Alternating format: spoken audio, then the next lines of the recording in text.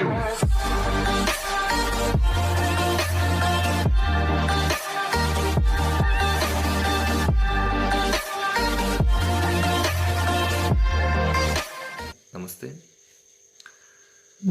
ഞാൻ അരുൺ, നിങ്ങളെ ഹിന്ദി പഠിപ്പിക്കുന്നു. ഇന്ന് നമ്മുടെ 10ാം ക്ലാസ്സിലെ രണ്ടാമത്തെ പാഠത്തിൻ്റെ രണ്ടാമത്തെ ഭാഗമാണ്. ഓക്കെ, എല്ലാവരും നന്നായിട്ട് പുസ്തകം വായിക്കുക. നമുക്ക് ക്ലാസ്സിലേക്ക് പോകാം. व्यक्ति को मैं नहीं जानता था, हताशा को जानता था. कहते ही वे जानने की हमारी उस जानी पहचानी रूटी को तोड़ देते हैं.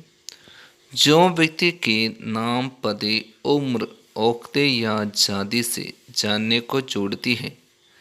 यदि हम किसी व्यक्ति को उसकी हताशा, निराशा, असहायता या संकट से नहीं जानते तो हम कुछ नहीं जानते. ओके, നോക്കിക്കോളൂ.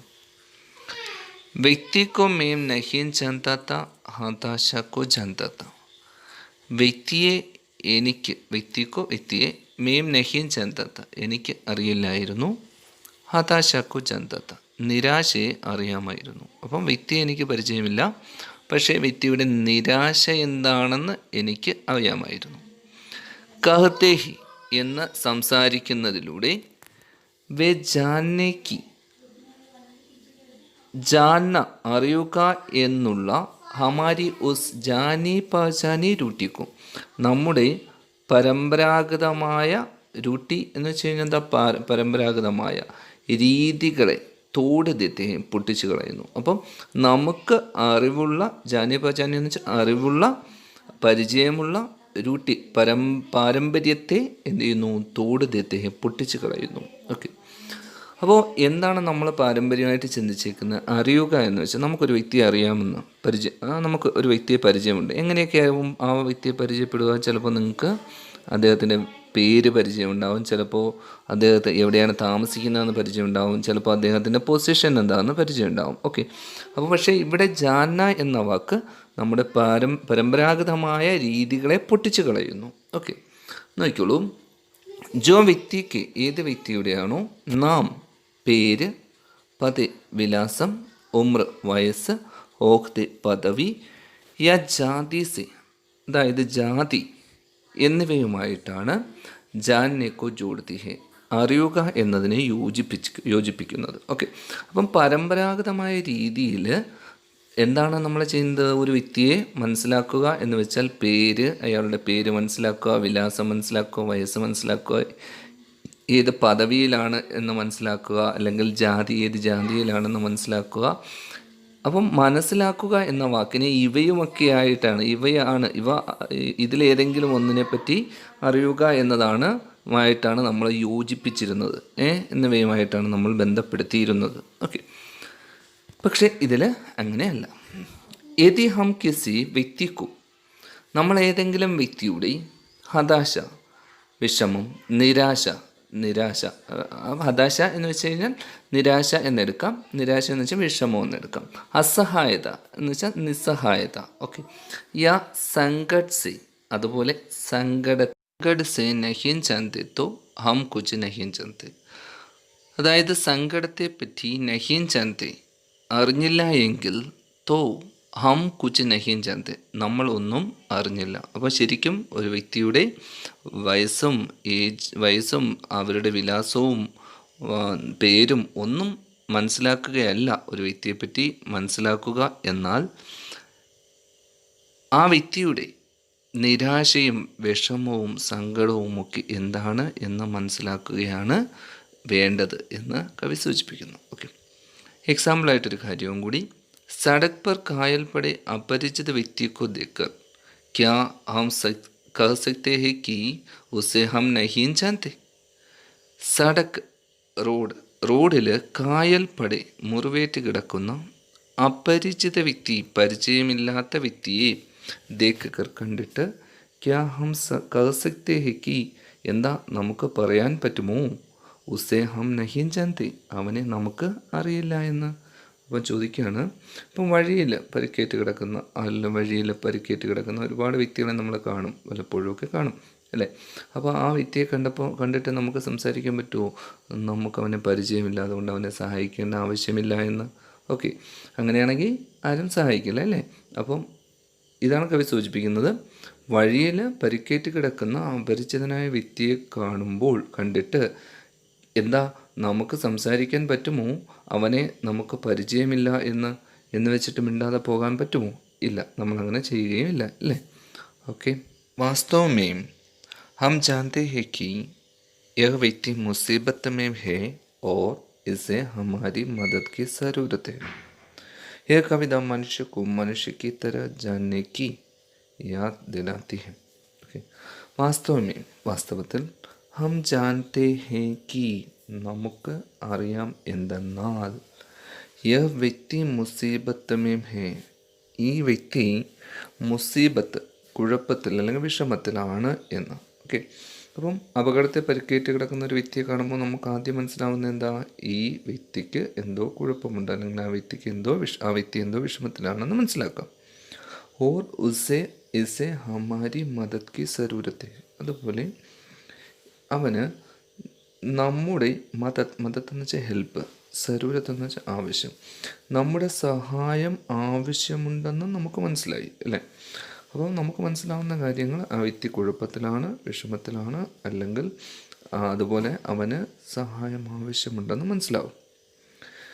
ഈ കവിത മനുഷ്യക്കോ മനുഷ്യക്ക് തര ജാനേക്ക് മനുഷ്യനെ പോലെ മനസ്സിലാക്കുവാനുള്ള, അല്ലെങ്കിൽ മനുഷ്യനെ പോലെ അറിയുവാനുള്ള യാദ് ഓർമ്മ ദിലാത്തിയെ ഉണർത്തുന്നു. അപ്പം മനുഷ്യനെ മനുഷ്യനായിട്ട് കാണാനുള്ള ഒരു സന്ദേശം, അല്ലെങ്കിൽ മനുഷ്യനെ പോലെ അറിയണം എന്നുള്ള ഓർമ്മയാണ് ഈ കവിത നമ്മളിൽ ഉണർത്തുന്നത് എന്ന് കവി സൂചിപ്പിക്കുന്നു.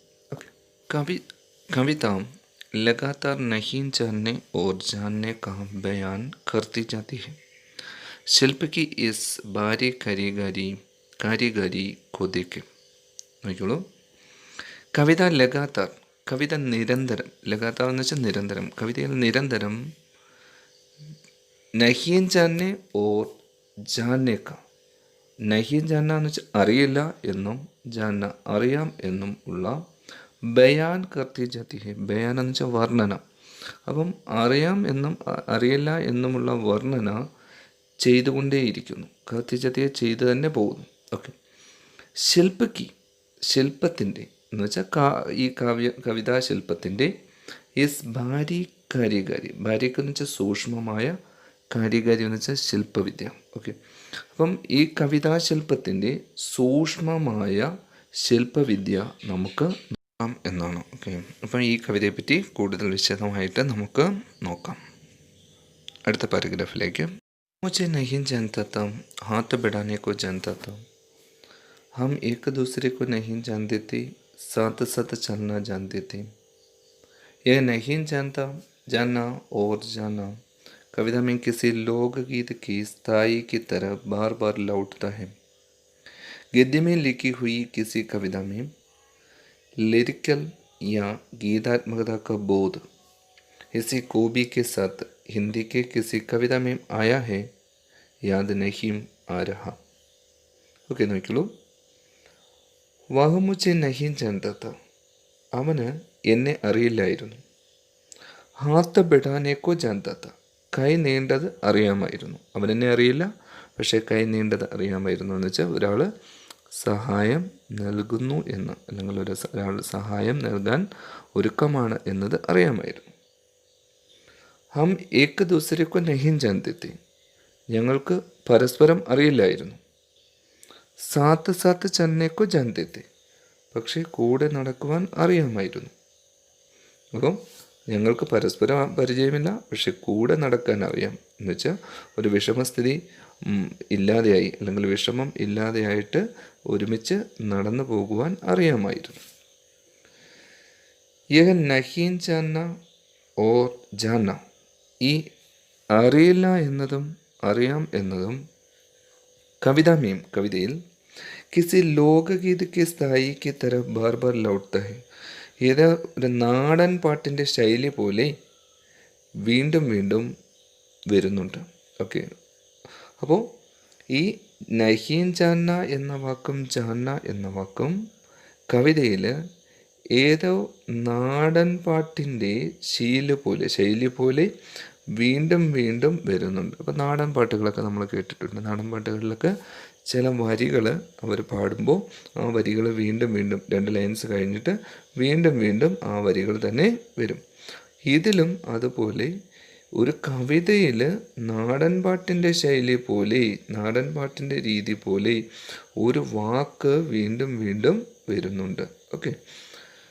हिंदी में लिखी हुई किसी कविता में लिरिकल या गीतात्मकता का बोध इसी खूबी के साथ हिंदी की किसी कविता में आया है याद नहीं आ रहा है.